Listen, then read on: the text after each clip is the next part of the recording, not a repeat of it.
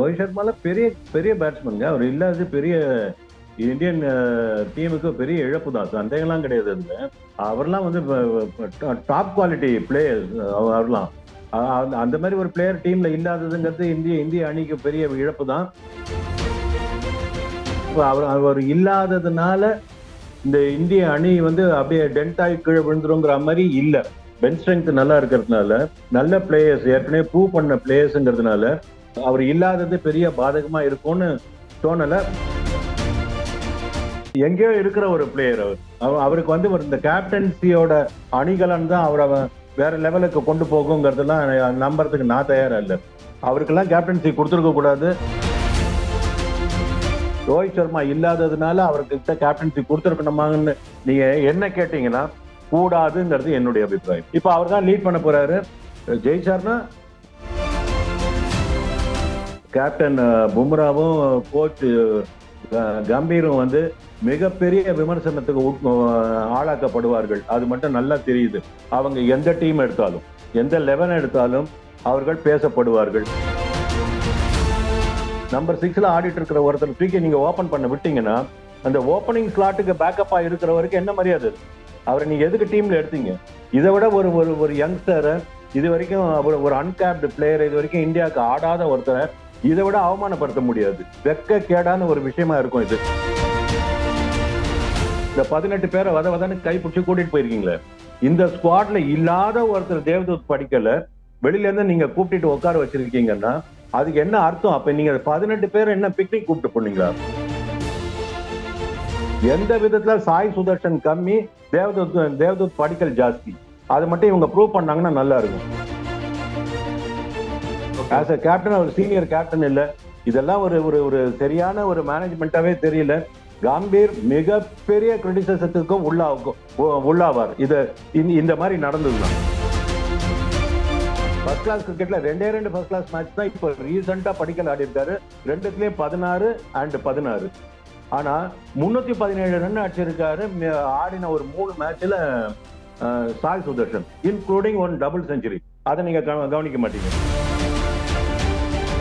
நிதிஷ்குமார் ரெட்டி உள்ள வந்தா அவர் பேக்கப் போலராகவும் இருப்பார்.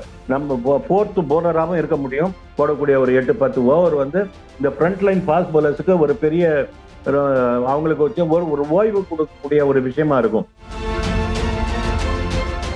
பொன்னிந்திய ஹவுஸ் நேயர்கள் அனைவருக்கும் என்னோட வணக்கம். ரொம்ப நாள் ஆச்சு ஒரு ஜூம் இன்டர்வியூல. ஆக்சுவலா வந்து இப்போ இதை எடுக்கிறதுக்கு என்ன ஒரு காரணம் அப்படின்னா, கேப்டன் வந்து ரோஹித் சர்மாவா இருப்பாரு, கண்டிப்பா நீடிப்பாருன்னு சொல்லிட்டு எல்லாமே நினைச்சுக்கிட்டு இருந்தோம். பட் ஆனால் அதான் கிடையாது. அபிஷியலா வந்து அவர் ஃபர்ஸ்ட் டெஸ்ட் பெர்த்தில் வந்து வரமாட்டாரு, செகண்ட் டே அண்ட் நைட் தான் வருவேன் அப்படின்ற மாதிரி சொல்லியிருக்காரு. ஸோ ஃபர்ஸ்ட் டெஸ்ட்ல வந்து வைஸ் கேப்டனா இருந்த ஜஸ்பிரீத் பும்ரா இப்போ கேப்டன் ஆகிறாரு. ஸோ செகண்ட் டைம் வந்து கேப்டன்ஷிப் பண்ண போறாரு. அது மட்டும் இல்லாமல் எக்கச்சக்கமான குழப்பங்கள் கண்டிப்பா இருக்கும். ஸோ அது நான் மட்டும் இல்லாம என்னோட சேர்ந்து இன்னும் பிரீஃபா அனலைஸ் அண்ட் எக்ஸ்பிளைன் பண்றதுக்கு நம்மளோட ரமேஷ் சார் இணைஞ்சிருக்காரு. Sir welcome sir. வணக்கம் அருண், எப்படி இருக்கீங்க? இருக்கேன் சார். ஓகே தான் சார். ஃபைனலா சார் நீங்க? நல்லா இருக்கேன்.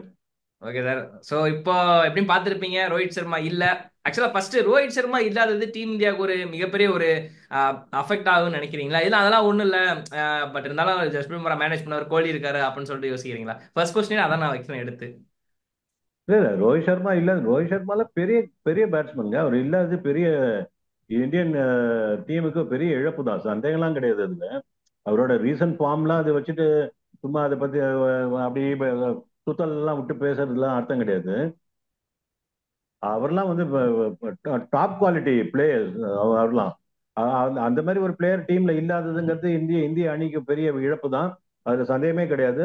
ஆனா ஹேவிங் செட் தட், அவர் இல்லாததுனால இந்த இந்திய அணி வந்து அப்படியே டென்ட் ஆகி கீழே விழுந்துருங்கிற மாதிரி இல்ல.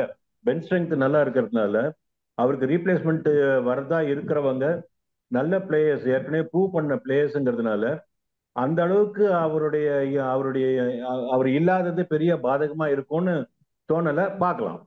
Okay sir. இப்போ ரெண்டாவது வைஸ் கேப்டன் ஜஸ்பிரீத் பும்ரா வந்து இப்போ கேப்டன் ஆகியிருக்கிறாரு. இதுக்கு முன்னாடி அகைன்ஸ்ட் இங்கிலாந்து தான் வந்து அந்த ஒரே ஒரு மேட்ச் தான் மட்டும் கேப்டன்ஷிப் பண்ணாரு.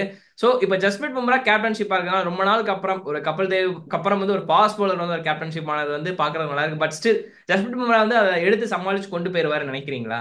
இல்ல அவர் ரொம்ப வேகமா ஜட்ஜ் பண்ணி ஒரு சீனியர்ஷிப்ன்ற ஒரு இதெல்லாம் கொடுத்துட்டாங்கன்னு நினைக்கிறீங்களா? என்னை பொறுத்த வரைக்கும் நான் பல தடவை நான் பேசிட்டேன் இந்த விஷயத்த.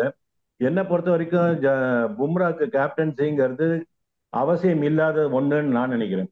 அவர் வந்து அவருடைய ஒரு ஆஸ் அ பிளேயர் அவருக்கு எந்த விதமான அவருடைய பிளேயரா அவருடைய மதிப்பை எந்த விதத்திலும் குறைக்காம சொல்லணும் அப்படின்னா, அவர் எங்கேயோ இருக்கிற ஒரு பிளேயர். அவருக்கு வந்து இந்த கேப்டன்சியோட அணிகலன் தான் அவரை வேற லெவலுக்கு கொண்டு போகுங்கிறதெல்லாம் நம்புறதுக்கு நான் தயாரா இல்லை. அவருக்கெல்லாம் கேப்டன்சி கொடுத்துருக்க கூடாது. எக்ஸ்ட்ரா பேர்டன் கொண்டு வந்து அவர் மேல போடுறோம். இன்னைக்கு இருக்கிற bowling department, Indian bowling department பார்த்தா அவர் ஒருத்தர் தான் ஷோல்டர் பண்ணி எடுத்துட்டு போகக்கூடிய ஒரு ஆள் ஆஸ்திரேலியன் சாயில்ல.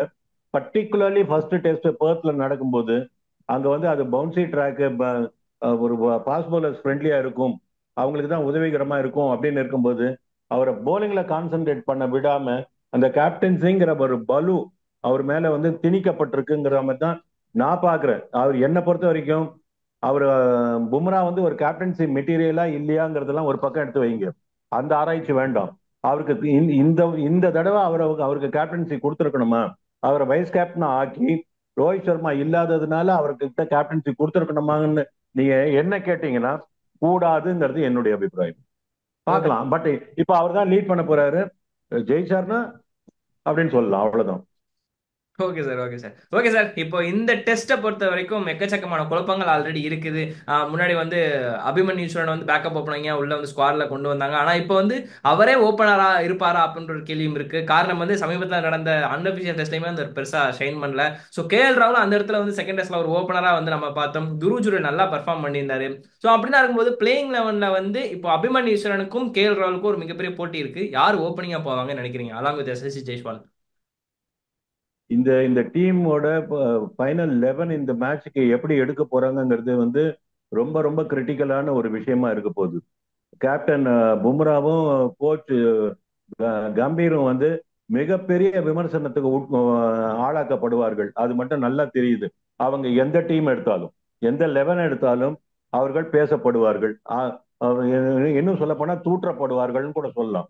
ஏன்னா இவர் வந்து இப்ப வந்து ஃபார் எக்ஸாம்பிள், உதாரணத்துக்கு இப்ப இருக்கிற பேச்சு எப்படி அடிபட்டு இருக்கு அப்படின்னா, ரோஹித் சர்மா ஆடாத பட்சத்துல அவருக்கு பதிலாக கேஎல் ராகுல் ஓபன் பண்ணுவாருன்னு வந்திருக்கு. அப்படின்னு ஒரு ஒரு ஒரு நம்ப தகுந்த வட்டாரத்துல இருந்து வருதுன்னு வைங்களேன். இது கசிகிற செய்தியா கசியப்பட விட்ட செய்தியான்னு தெரியாது, அதெல்லாம் வேண்டாம். ஆனா அந்த வரக்கூடிய நியூஸ் அந்த மாதிரி இருக்கு. ஸோ அப்படி இருக்கிற பட்சத்தை ஒருவேளை கேஎல் ராகுல் ஓபன் பண்ணாருன்னா அதை விட அசிங்கம் எதுவுமே கிடையாது என்னை பொறுத்த வரைக்கும். நான் சொல்றேன் காரணம் என்னன்னு கேட்டீங்கன்னா, ரோஹித் சர்மா அண்ட் ஜெய்ஸ்வால் ஓப்பனிங், அவங்களுக்கு அந்த ரெண்டு பேருக்கு பேக்கப் அபிமன்யு ஈஸ்வரன் சொல்லிட்டு எடுத்துட்டு போயிட்டீங்க. அந்த பேக்கப்னு ஒரு ஆளை எடுத்துட்டு அந்த ஆளை ரெகக்னைஸ் பண்ணாம எங்கேயோ பின்னாடி ஆடிட்டு இருந்தா நம்பர் 6ல ஆடிட்டு இருந்த ஒரு ஆளை அவர் ஏற்கனவே இந்தியாவுக்கு ஓபன் பண்ணவரா இருக்கலாம், அதை பத்தி பிரச்சனை இல்லை. அப்ப ஓபன் பண்ணவரா இருந்தவரை எதுக்கு 6ல ஆட வச்சீங்கிற கொஸ்டின் வந்துடும். அதனால இன்னைக்கு தேதிக்கு நம்பர் 6ல ஆடிட்டு இருக்கிற ஒருத்தர் தூக்கி நீங்க ஓபன் பண்ண விட்டீங்கன்னா அந்த ஓப்பனிங் ஸ்லாட்டுக்கு பேக்கப்பா இருக்கிறவருக்கு என்ன மரியாதை இருக்கு? அவரை நீங்க எதுக்கு டீம்ல எடுத்தீங்க? இதை விட ஒரு ஒரு ஒரு யங்ஸ்டரை, இது வரைக்கும் ஒரு அன்கேப்டு பிளேயர், இது வரைக்கும் இந்தியாவுக்கு ஆடாத ஒருத்தரை இதை விட அவமானப்படுத்த முடியாது. வெக்க கேடான ஒரு விஷயமா இருக்கும் இது. ஓகே. அது அப்புறம் பின்னாடியே நீங்க பாத்தீங்கன்னா கில்லுக்கு வந்து இந்த மேட்ச்ல சான்ஸ், இந்த மேட்ச் ஆட மாட்டாருங்கிற மாதிரி ஒரு பேச்சு இருக்கு, அவருக்கு அடிபட்டிருக்கு அப்படின்னு. அப்படின்னு இருக்கிற பட்சத்துல அந்த ஸ்லாட்டுக்கும் நீங்க டீம்ல இருக்கிற ஒருத்தர் அந்த ஸ்குவாட்ல, நான் டீம்னா நான் சொல்றது வந்து இந்த 18 பேரை வதன்னு கைப்பிடிச்சு கூட்டிட்டு போயிருக்கீங்களே, இந்த ஸ்குவாட்ல இல்லாத ஒருத்தர் தேவதூத் படிக்கல வெளியில இருந்து நீங்க கூப்பிட்டு உட்கார வச்சிருக்கீங்கன்னா அதுக்கு என்ன அர்த்தம்? அப்ப நீங்க 18 பேர் என்ன பிக்னிக் கூப்பிட்டு போனீங்களா? எதுக்கு கூப்பிட்டு போனீங்க? எனக்கு எனக்கு ஒண்ணுமே புரியல, இந்த லாஜிக்கே புரியல. சரி, இந்த 18 பேரும் தண்டம், இந்த 18 பேர்ல இருக்கிற பேக்கப் பேட்ஸ்மேன் எல்லாம் தண்டம். அப்படி இருந்தாலும் சும்மா தான் நாங்க எடுத்தோம் கூட்டிட்டு போனோம், ஆனா ஆடணும்னா நாங்க வெளியில இருந்தா ஆளை கூட்டிட்டு வருவோம் அப்படின்னா எந்த விதத்துல சாய் சுதர்ஷன் கம்மி, தேவதூத் படிக்கல் ஜாஸ்தி, அது மட்டும் இவங்க ப்ரூவ் பண்ணாங்கன்னா நல்லா இருக்கும்.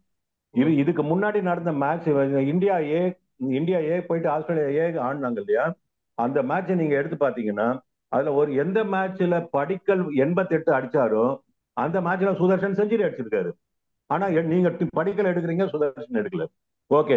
இப்ப ஃபர்ஸ்ட் கிளாஸ் கிரிக்கெட்ல என்ன அடிச்சிருக்காங்கன்னு நீங்க பாத்தீங்கன்னா, ஃபர்ஸ்ட் கிளாஸ் கிரிக்கெட்ல 2 ஃபர்ஸ்ட் கிளாஸ் மேட்ச் தான் இப்ப ரீசெண்டா படிக்கல் ஆடி இருக்காரு. ரெண்டுத்துலயும் 16 அண்ட் 16. ஆனா 317 ரன் அடிச்சிருக்காரு ஆடின ஒரு 3 மேட்ச்ல Sai Sudharsan, including one double century. அதை நீங்க கவனிக்க மாட்டீங்க. துலீப் டிராஃபி மேட்ச் ஆடி India A, India B, India C, India டின்னு ஆடினாங்க. எல்லாருக்கும் சான்ஸ் கொடுக்கணும், லோக்கல் ஆடணும், அப்படி இப்படிலாம் சொன்னாங்க.